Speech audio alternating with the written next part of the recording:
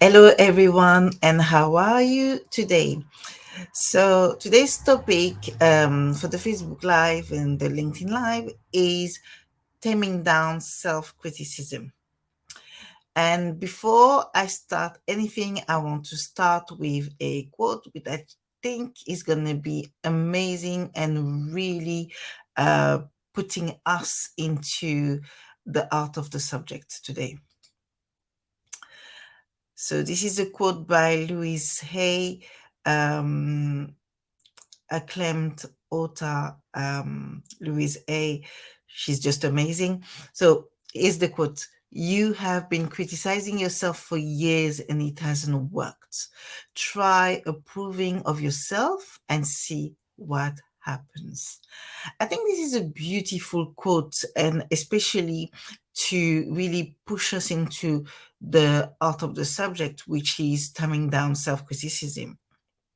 So, when we're looking at ourselves and when we're looking at the way that we talk to ourselves, our self taught, uh, we can notice a lot of self criticism. And I'm going to go a little bit deeper here in the 30 minutes that we've got to tell you what I think or what we could do, a little bit of my take, and how we can recognize when we are really deep down into this self criticism and it's not serving us. So, first of all, the theme of the month for authentic care is Ignite. And what I want to ask you today is how can we ignite our soul? Can we ignite our beings if we are constantly criticizing ourselves and not in a good way, in a negative way? How can we? I don't think we can. I don't think it's possible. And I'll tell you a little bit why. But first of all, I'm going to start by just reading here a definition that I found on the Encyclopedia of Human Behavior. So, self criticism is defined as the tendency to engage in negative self evaluation that results in feeling of worthlessness, failure, and guilt when expectations are not met. It was originally seen as particularly relevant to the development of depression. So, in this definition, what can we really look at? We can look at the ways that self criticism is actually engaging us. Okay, so when we talk of self evaluation could be good and bad. It goes in both ways, and everything we're going to talk about today is goes in both way anyway. But I'm going to come back to that in a bit. But when it's made in a way that is really taking away yourself from your life, is really becoming overpowering, then it becomes a really there's really a drive of this worthlessness, of this failure, of this guilt, of not meeting expectations. And often it's not necessarily expectation from the outside world. It could be expectation from yourself, from within. So here's my take on this. So basically, little bit of a story time here. Self-criticism, I think, for me, it's always been there. It's always been there because I think the expectation for me has always been that I needed to exceed more than, for example, for my brothers or my sisters. And there was really a drive from, not necessarily from my dad, but from my mom, to come and rescue and be the rescuer for my family back home. And this really drove a really kind of way in myself where I've always been really really hard on myself, having expectation on myself that was really difficult, and then the self criticism came into it. So I wasn't maybe good enough, or I couldn't do something. The expectation was too much. And all of this brought me to a stance where I had to say enough is enough. And I had to really look at how this belief, how this narrative that I was creating for myself was going to help me. So often, when, especially when you come from a African background like myself, there is an expectation that you need to provide for your family, you need to provide for your extended family, for everybody that hasn't been able to do as much, or hasn't been able to do as well as yourself. And often this can be met. So you have people, you have individuals, you have women who are there and who will be the savior, who will be the person who can do it all. Unfortunately, you also have people who are really sensitive and really sensible, in terms of the way of their of being, of just being. And I'm part of these people. So I'm talking to you if you are out there as well. And for me, having this kind of expectation, for me, it became a burden um, really early on, because my mother, unfortunately, she passed away whilst I was still a teenager. So the expectation to provide was then put on me, where I was only just a student and I didn't have the capacity to understand things. I didn't understand the world properly. And yet I had this huge mission that I needed to accomplish. Coming into my early 20s, that became kind of like my vision, my mission. My vision, my mission was to be the savior and to be there for everybody. And when I couldn't be there, I was met with such self criticism. I was putting myself down, and I was thinking I wasn't good enough, I wasn't doing good enough, and I wasn't going to be. My mother, rest her soul, wouldn't be proud of me, of my accomplishment, if I wasn't able to support and help other people. So, in all of this, the reason why I'm giving you this take and I'm telling you this little bit of a story is that often you can take on so many things, so many expectations from outside, but also that you put on yourself, that it can be really difficult to go on and to live your best life. So now I just want to do a quick reminder. So the reminder here is that um, negative and positive thoughts can't exist at the same time in our mind. So, what we give a time and space to is what will expand. So, you can imagine, in my early 20s, where I was really hard on myself and I was really harsh on myself, and I was like, oh my god, you haven't done this, so you're not worth this, or you're not going to be able to accomplish this thing.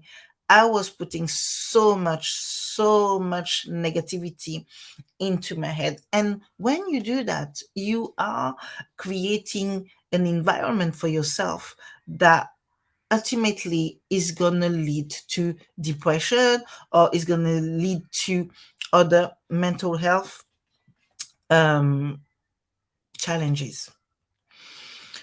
So, quick, however. So, however, not all negative thoughts are actual bad thoughts. And I can come back to this.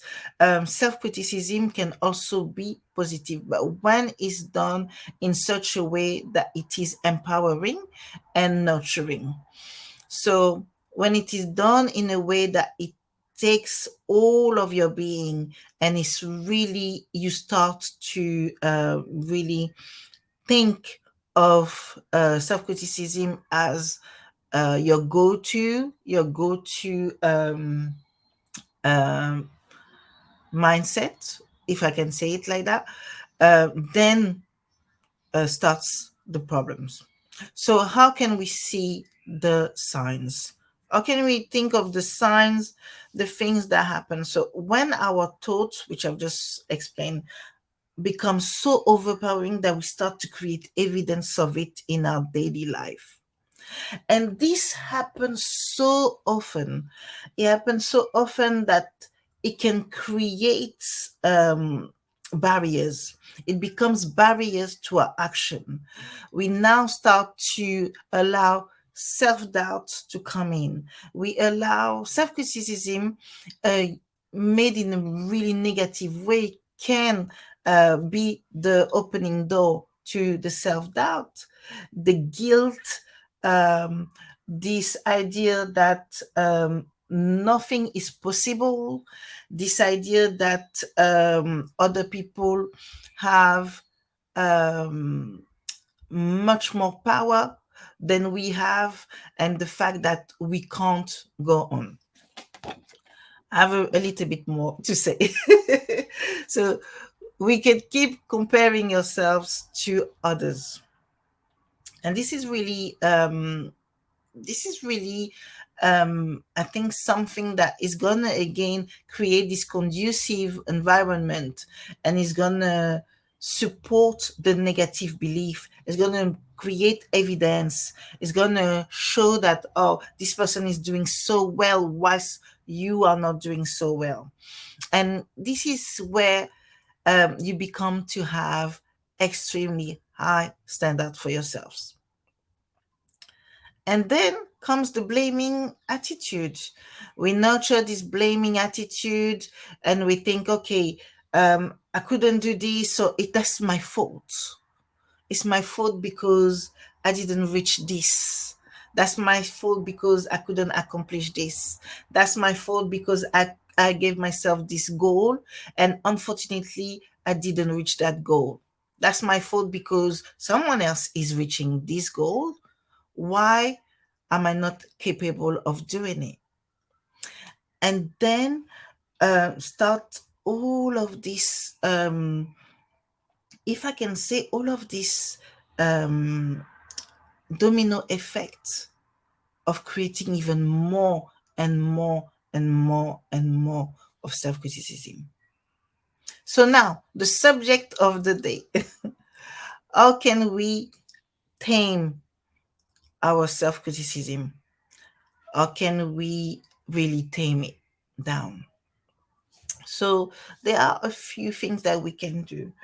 But first of all, I think it's really important to acknowledge who we are, to acknowledge how we are magnificent, where we excel, what are our qualities, what are our skills, and to really give ourselves props to that.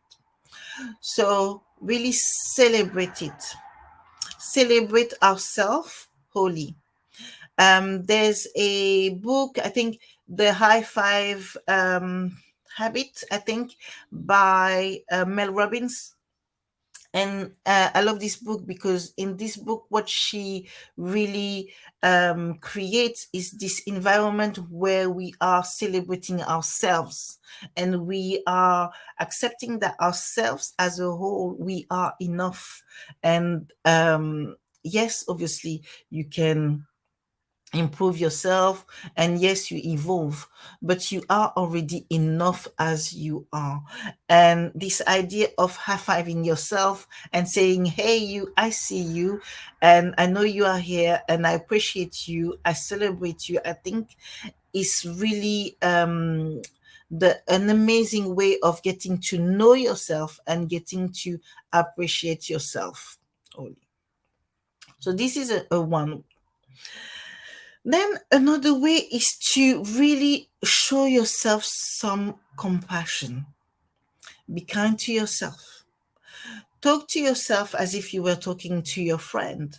I am sure if your friend was coming to you with a self negative thought and self criticism, you would have the best solutions, you would have the best comments for your friend, and you will be able for your friend, your sisters, your cousin, your mom, your daughter, for those people around you that you care about, you would have all the positive ways in which they can turn around whatever it is that they are thinking. So, why not start by doing it for yourself? Why not start by creating this routine where you are being kind to yourself in your thoughts as well? Okay. So, another way I think that we can use to tame our self criticism is to practice self gratitude. So when we're practicing self gratitude, what happens? What happens is that we are creating another environment for ourselves where we are realizing all the little things that happens on a daily basis that are nourishing us, that are nurturing us, that are making us happy, that are bringing joy, contentment into our lives. And this is really not I want to say important, but I think more than important, I think this is a goal. This is a goal in itself, is creating this environment for you where every day you're able to have gratitude for yourself, for the thing that you are going through, for things that you've achieved, for all of those things. A little bit like a checkbox, a checklist, and you just check it. Oh, I've done this. Check. I'm really grateful for having accomplished this. Check. You know, all of those kind of things. So now another way is practicing forgiveness. And for practicing forgiveness, I want to share the choose again method by Gabby Bernstein. This is a really great method. I learned about this method, I think, about 3 years ago, when I did a manifestation challenge. Gabby Bernstein is a really acclaimed author. You can just look her up, and she has like um, the most, I mean, I don't know, the most awesome aura. um I just love her energy, and I think her books, her podcast, or everything that she shares, it really shows how much she cares um about what she's been through, how she came out of it, and how she's supporting other people to do it. Okay, so now coming back to the choose again method. So the choose again method is got 3 steps. So the first step is noticing the thought. So when your negative thought is coming in, when there's self-criticism coming in, sit with the thought and really notice it. What does that say? What's the message that this is trying to convey to you? Really understand where the thought is trying to lead you. And it's really simple. You can do this in a really simple way, as in just staying still and noticing your thoughts and then doing the exercise that way. Or you could do it as a journaling exercise and actually notice the thought, write it down, really write it down without thinking of the words, like as a draft. Just write down whatever comes to your mind, write it down that way. And then, and the second part is to forgive yourself for having the thought. So, how do you go about forgiving yourself for having the thoughts? It's really simple. It's going with your intention. So, when we are doing forgiveness work here, we are always thankful. We are thankful for whatever is coming, because whatever is coming with a message. So you grab that message and you say, thank you for the message. You appreciate that this message has come to you. You forgive yourself for that message, and you let it go. And I'm going to share another exercise in a bit, but about how you can let go of your thoughts as well. And then number three, you choose again. And how do you choose again? You now choose another thought that is going to come and replace the initial thought. So, what's the real story? What's the real narrative? What it is that you want to really believe here? Okay. And you do it again and again and again. Another exercise which I want to share with you here is um,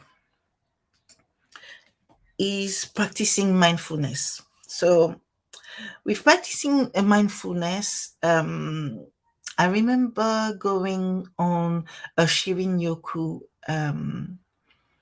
event in a forest in Wimbledon, London. And what we did is we had a thought, maybe a thought that we wanted to let go of, to forgive, to release.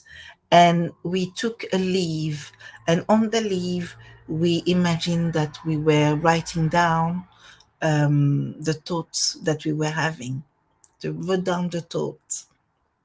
And then we left it go on a river stream. So there was a little river stream, and we just let it go. And the idea is to imagine your thought being on that leaf, putting the leaf down on the river and washing. So just watching the leaf float away further and further away from you until it completely disappears from your vision. And this is a really good exercise. If you can do it in nature, it's amazing. If you can't, you can just use the power of imagination to do it. But it's also a way that you could also do it simply as the idea that the thought arise, you sit with it without judgment, and then you let it float away from your mind, as the analogy that I've just given you with the leaf on the river stream. So that's another way that you can do. So you've got the two exercises I hope you can use here to do. And then the next thing that you can do is join the Soulful Wellness Space. So the Soulful Wellness Space is the reason why I'm doing those Facebook Lives, actually, where I'm sharing a little bit of my knowledge with you, but it's also a way to start conversations.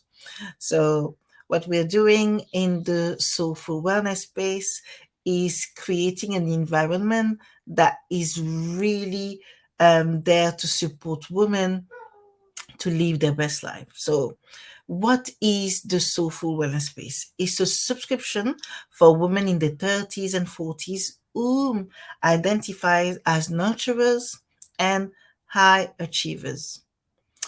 It's an offer that I created to empower, guide, and elevate women all over the world.